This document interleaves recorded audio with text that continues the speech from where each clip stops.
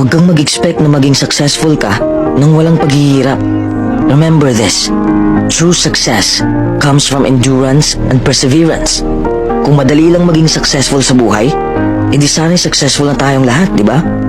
Huwag mong iasa sa swerte ang buhay mo. Invent opportunity and embrace your failures. Maraming taong hihila sa'yo pababa, pero huwag kang magpapahila sa kanila. Huwag kang makinig sa mga taong toxic. Oo, mapapagod ka sa iyong paglalakbay. Dadaanan mo ang mahihirap na sitwasyon. Darating ka sa punto na mawawalan ka na ng ganang gawin ang passion mo at mabibigo ka. Ang punto ko lang, the next time you fail at something, congratulate yourself. It is an achievement.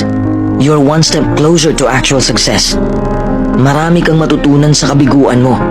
Along the way, you learn a lot about yourself and you learn a lot about what makes you happy. Go with the flow and follow the dream. Please like and share. Thank you for watching.